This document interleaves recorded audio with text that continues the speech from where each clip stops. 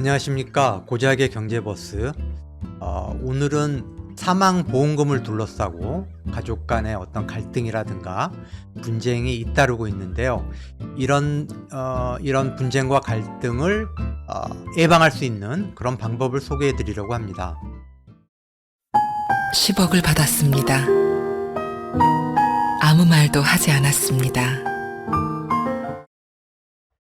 아시다시피 사망보험금이라고 하는 거는 보험 계약자가 세상을 뜬 뒤에 지급이 되기 때문에 자기가 생전에 본인이 받아가지고 관리할 수 있는 성격의 돈이 아니죠. 그렇기 때문에 사망보험금을 받을 수 있는 종신보험이나 정기보험에 가입한 중장년 세대들 중에는 불안감을 느끼는 경우가 많이 있습니다. 특히 미성년 자녀라든가 장애인 자녀가 있는 그런 보험계약자라면은 혹시 내가 장애인 자녀를 위해서, 장애인 자녀의 미래를 위해서 그 자녀를 수익자로 해서 뭐 3억 원, 5억 원 받을 수 있는, 사망보험금을 받을 수 있는 종신보험에 들었는데, 혹시라도 더군다나 내가 이혼을 해가지고 한부모 가정이다. 그런데 오랫동안 우리 애를 방치를 했던 생모가 내가 죽은 뒤에 찾아와가지고 사망보험금을 가로채는 그런 일이 생기지 않을까 두려울 수밖에 없는 거죠. 그렇지만은 다행스럽게도 앞으로는 그런 어떤 부양의 의무를 져버렸다거나 자녀를 뭐 방치했던 그런 사람이 사후에 사망보험금을 가로채는 일을 미연에 방지할 수 있는 그런 제도가 도입이 됐다. 뭐 용어는 조금 어려운데요. 보험금 청구권 신탁 서비스라는 겁니다. 제가 오늘 아주 쉽게 정리를 해드리겠습니다. 자, 그동안의 종신보험이나 정기보험, 사망보험금을 지급하는 보험 상품이 두 가지가 있어요. 종신보험은 무조건 평생 동안 내가 죽으면은 계약한 사망보험금이 나오는 거예요. 뭐 1억이 될 수도 있고 5억이 될 수도 있고, 정기보험은 계약 기간 동안에 내가 사망하면은 사망보험금이 나오는 게 정기보험이에요. 그렇기 때문에 정기보험은 보험료가 조금 종신보험보다는 싸죠.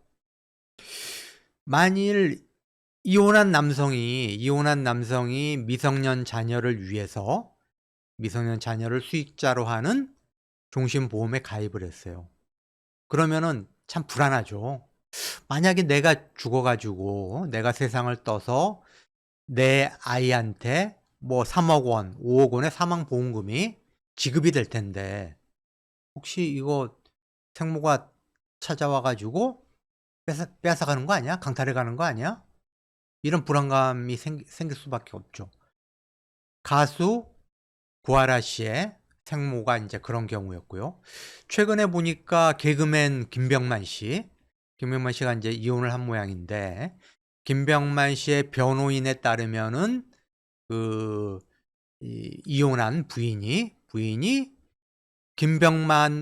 개그맨 김병만 씨를 계약자로 하고 수익자를 뭐 본인하고 이제 전 남편의 아이들, 김병만 씨가 아닌 그 이전에 이제 뭐 재혼을 했던 모양이던데, 그 전 남편의 사이에서 낳은 아이 자녀를 수익자로 하는 생명보험을 무려 24개를 가입을 했더라.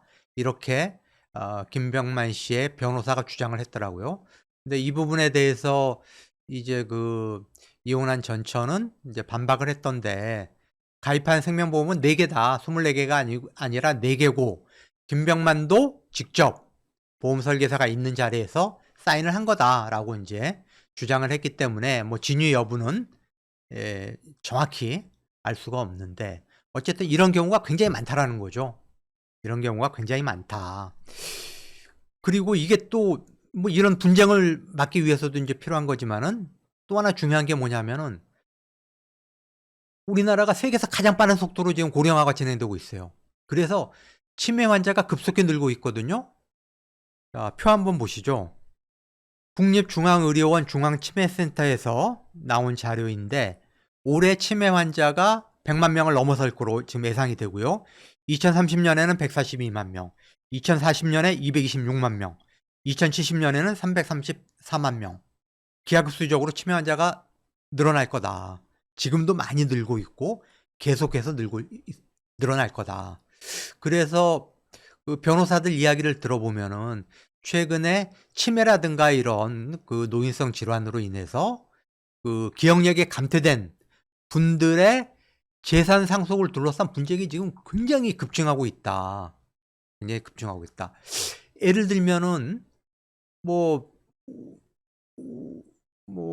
아버님은 뭐 몇 년 전에 돌아가셨고 지금 어머니만 생존해 계신데 어머니가 치매 환자예요.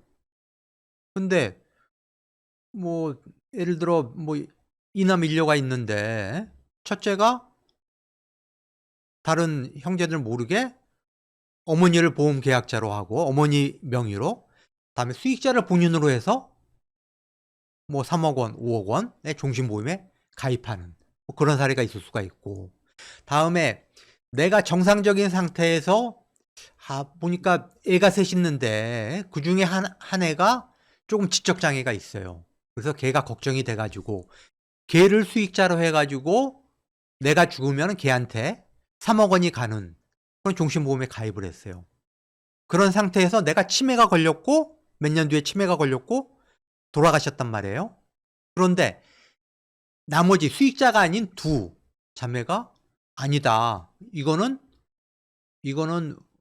우리 뭐 아버지 아니면 어머니가 이 기억력, 인지 상태에 문제가 있을 때 든 보험이다.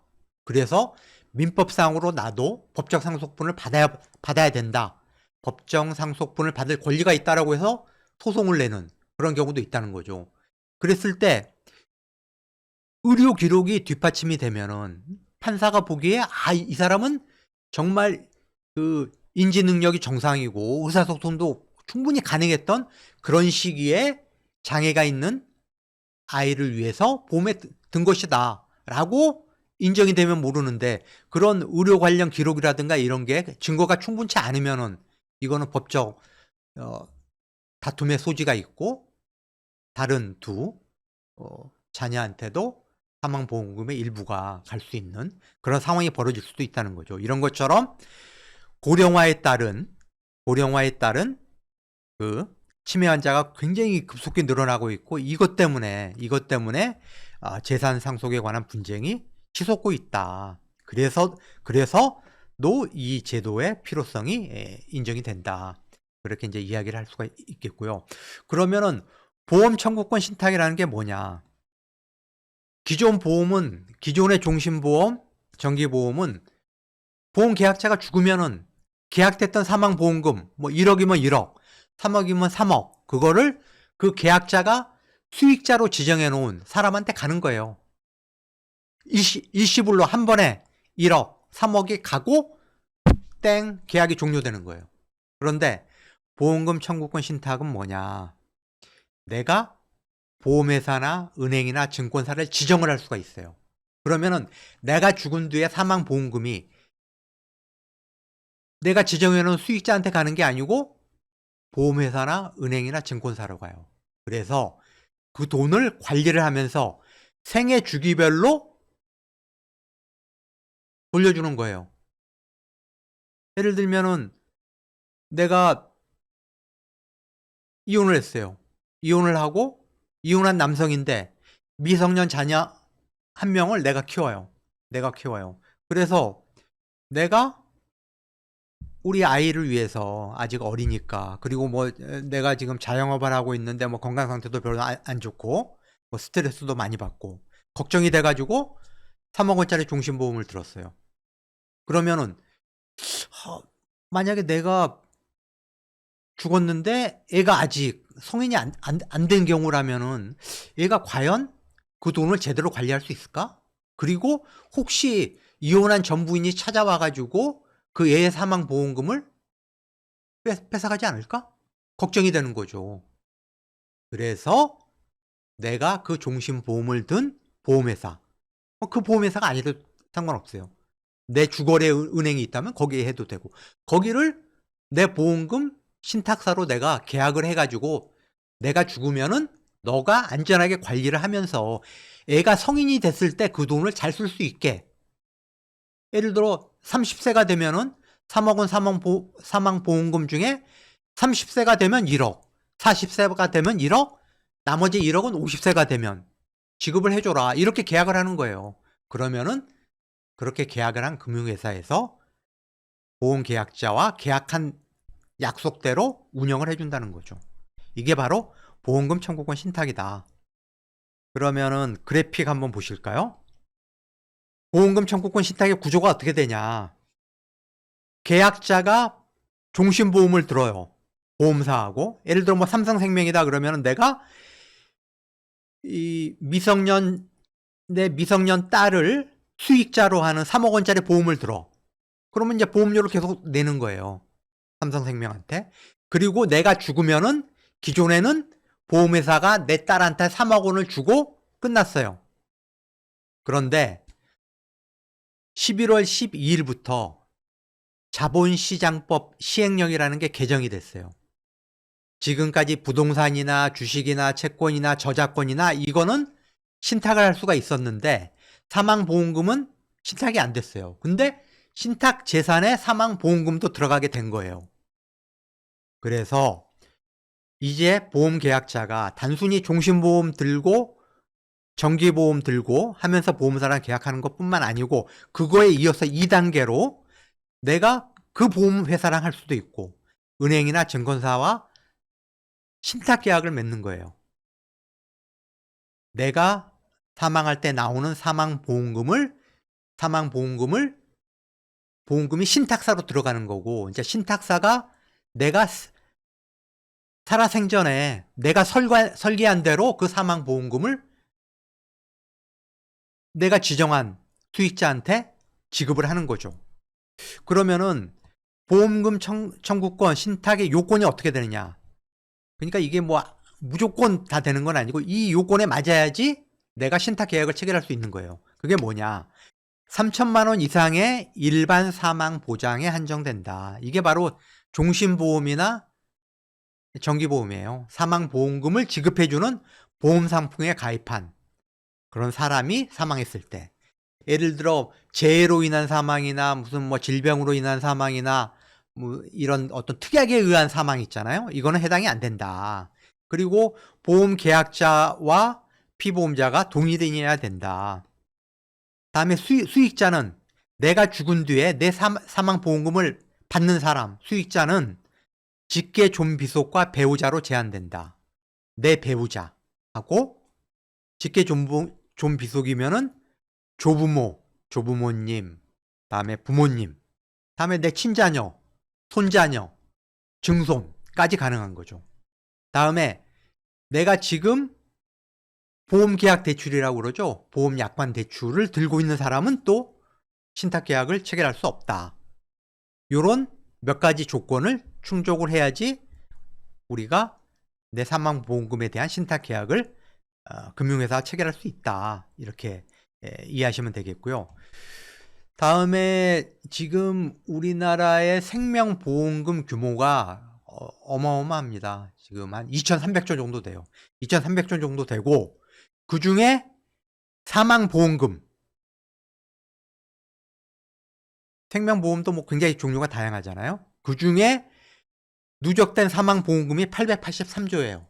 그렇기 때문에 보험금 청구권 신탁 시장은 883조 시장이다. 이렇게 생각을 하시면 될 것 같고요.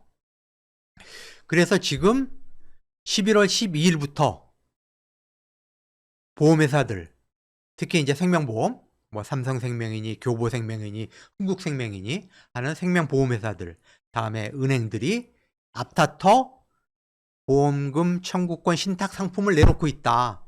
그래서 지금 삼성생명 같은 경우는 11월 12일부터 불과 5일 새에 156명이 계약을 했어요. 그리고 그 사망보험금 규모가 755억이에요. 교보생명이 보니까 며칠 전에 보도자료를 냈던데 불과 한 2주 사이에 100명의 고객이 가입을 했다.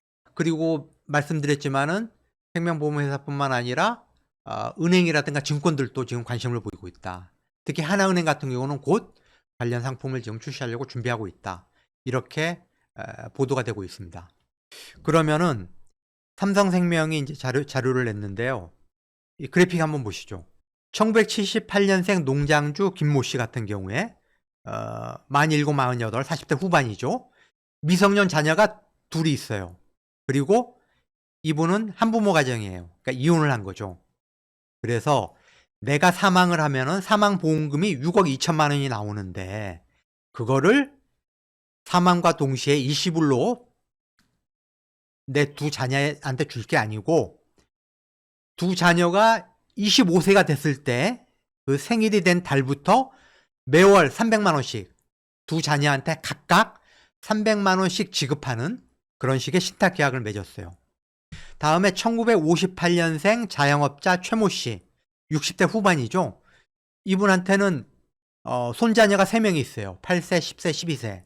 그러니까 좀 결혼을 좀 일찍 하신 모양이고 자녀도 어쨌든 결혼을 해가지고 손자녀가 3명이 있는데 이분이 사망보험금 3억 원이 지급되는 지금 보험에 들어있어요. 그래서 내가 죽으면은 내 손자녀 3명한테 사망보험금 3억 원을 각각 1억 원씩 성년이 됐을 때 지급해라. 그래서 내 손자녀 셋이 대학에 들어갈 때 대학 학자금으로 유용하게 썼으면 좋겠다. 이런 생각에서 이렇게 설계를 해가지고 삼성생명과 계약을 한 거죠. 다음에 1977년생 직장인 이모 씨는 이분도 이제 40 후반이죠. 아직 50 조금 안 된 분인데 22살 먹은 지적 장애가 있는 애가 있어요. 얼마나 걱정이 되겠어요. 그래서 이 애를 지적 장애 자녀를 위한 사망보험금 6억 5천만 원이 지급되는 보험에 가입한 거예요. 그래서 이 11월 12일에 이 제도가 생긴 걸 알고 이제 삼성생명과 2단계 신탁계약을 맺은 거죠. 내가 사망해가지고 6억 5천만 원 사망보험금이 나오면은 일단 5천만 원을 우리 애한테 지급해라. 그리고 나머지 6억 원은 어떻게 할 거냐.